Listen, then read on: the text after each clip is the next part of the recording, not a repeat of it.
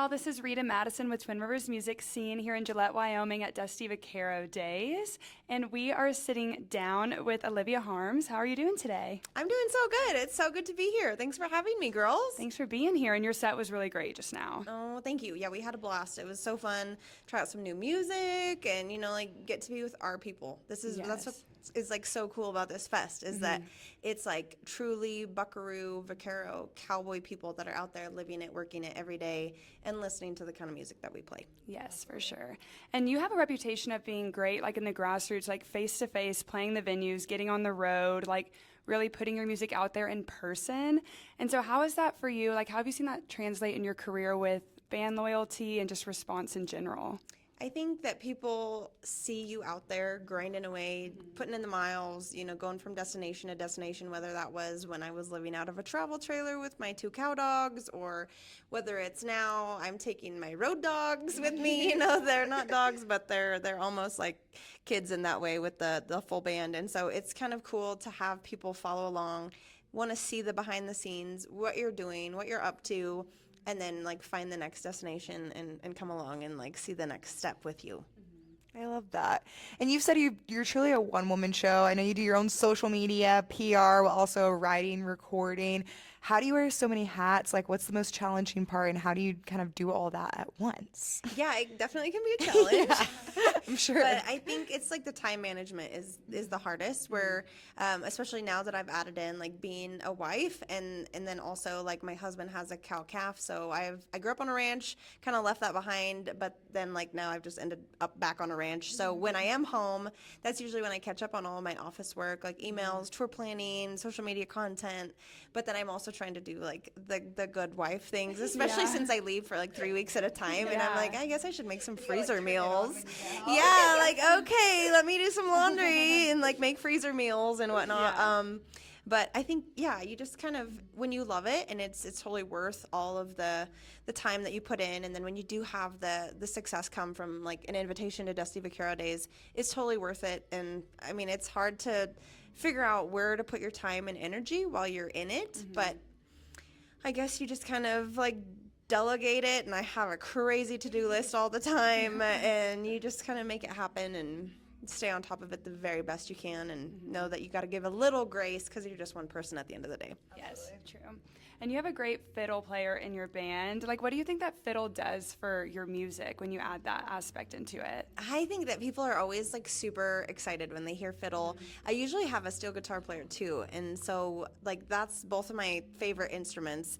He has a little girl, the steel guitar player, so he couldn't come on the road for 3 weeks, but I often get asked, how do you not have a lead guitar player? Because it's so common in country music or just like any kind of music to have a lead guitar.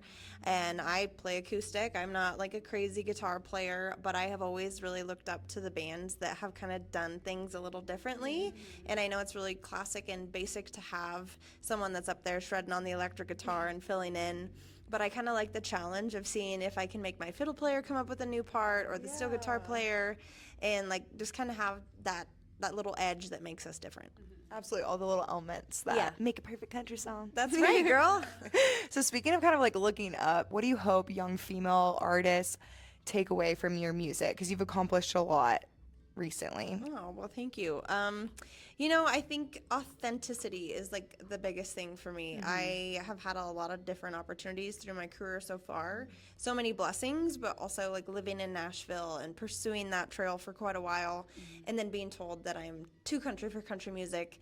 That's kind of like mind baffling, but still you're there and you're living it. And I remember a few times people would be like, if you could just like maybe ditch the boots and the hat and be like a little less cowgirl. And this was years ago. This was before like Lainey and Ella. They're out here blazing the trail for us. So like this was a couple years ago, but I think I have always stuck to my guns and been like, this is who I am. I really do not give a rip if nobody likes me. I'm here like being who I am, and I really want to inspire other people to be who you are, be who God made you to be. Don't be ashamed of it.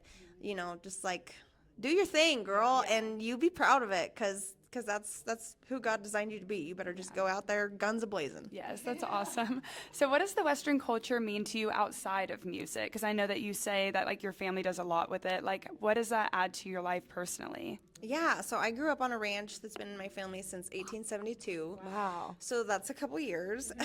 Just a couple. Just a couple. Yeah, I grew up getting my hands dirty. This is really who I am. So back to the authenticity thing.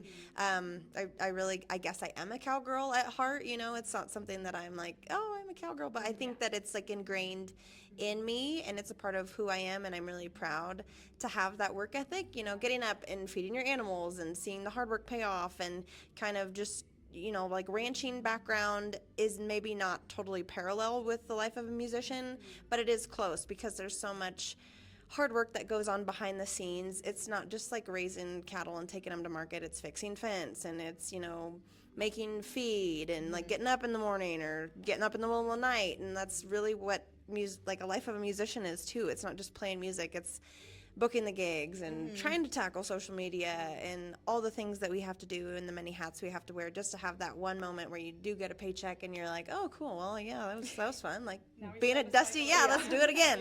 So yeah, I think it is just like really cool to kind of take my background and swing it into like a different genre, if you will. And now I play music with it, and I still get to do like a lot of cow work. I tried to get away from it, and then nope, God was like, hey, you're going back to a ranch somewhere. So yeah. I love it. Well, you've been doing music for a while. You put your first album at 16. How do you think your sound and songwriting have evolved since then? I hope for the better. I really do. I hope so. I started writing songs when I was really little, and I got my first guitar when I was 6 years old from Santa Claus. So I started writing. Yeah, we love Santa Claus. That guy.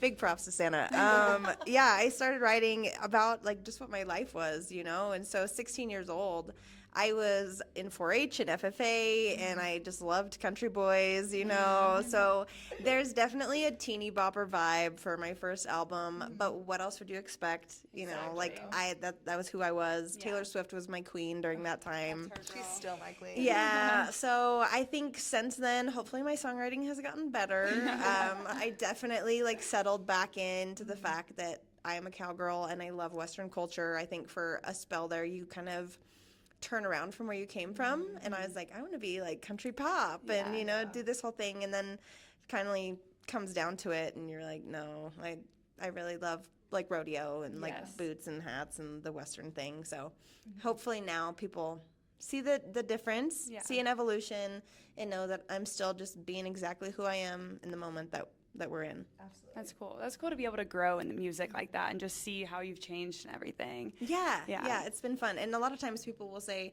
how come we don't have like that first Olivia album on Spotify? And I'm like, man, if they look me up and they saw me at Dusty Vaquero days and they're like listening to Hey There Cowboy, and then all of a sudden they look me up on Spotify and there's like this little girl singing Hello, or like, you know, like some teeny bopper song.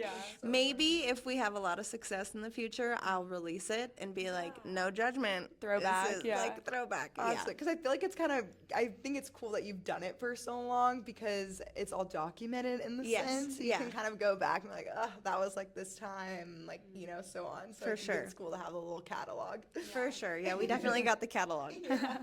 And you mentioned during your set that you were on the road, Taylor Sheridan's show, and we actually got to talk to Brianna Adams a couple months ago too. That was on that season as well. I loved her. Yeah, she's amazing. How was that experience like for you? It was amazing, like totally unreal. I still am not totally sure how it happened. I remember I played a house concert, and I do remember Taylor Sheridan and his wife being there. But being in the music business for so long, you don't just naturally assume, oh, Taylor Sheridan heard my music, he's gonna want me on a show. Like that's not, you don't do that. After a while, you're like, this is not going to happen. That's kind of a pipe dream. And I was sitting on my couch doing the less glamorous part of the job, and it was like a year ago, and all of a sudden I got a call, and I thought one of my friends was pulling my leg, and on the other end, this guy says, I'm Taylor Sheridan. I heard your music. He called you? Yeah, so crazy. My gosh, that's awesome. And I was like, oh my gosh, you know, I'm like over here trying to like pinch myself and calm down and like excessively scratch my dog while I'm on the phone. And he's like, I'm putting together this show with Blake Shelton, and I would really like to see if you're interested. And I said, sign me up. So it was just unreal to be paired with 11 other incredible country music artists, because they're like Brianna, so many of my friends that were on that show, I had my paths crossed with them, and then to be like, wow, I'm somehow in the same realm. Like it doesn't feel right. So big compliment, great opportunity. I got to make some great friends, great connections, and even if I'm not the best opener for Keith Urban, that's okay. I still got to have my songs on national TV, which is wild. Yeah, that's awesome. You deserve it. What do you think like the biggest takeaway from that was? I think pushing myself outside of my comfort zone. I have not like been on a tour of that level. You know, I travel around on my own. I travel around with my band now. And it's like we get to do some fun things, but it's still not always glamorous. Like we're still loading in, we're still tearing down. And for the road, they have someone that does all that for you. There's cameras right in your face all the time. You're wearing in-ear monitors.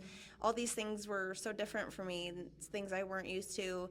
For one set, they even took my guitar away from me. They're like, "You don't need to play. You just walk around and be an entertainer." And I'm like, "What do I do with my hands? Like, what do I do?" So yeah, I think just pushing myself and realizing that I can kind of like push the boundaries of being an entertainer, grow from it, learn how to be better, watch the pros, the people that were like way up there as great openers for Keith Urban. I was like, okay, well, that's why they're still on the show. It's because they're super talented. They know how to work a crowd. They have big energy. And I've tried to take that and carry it into like where I'm traveling and what I'm doing now. That's awesome. What a great experience. I love that for you. It was so fun. That's awesome. Well, thank you so much for sitting down with us. It was a great time getting to see you play and then also get to meet you too. Absolutely. Yeah, thank you for having me. Thank so fun. you. Love it. All right.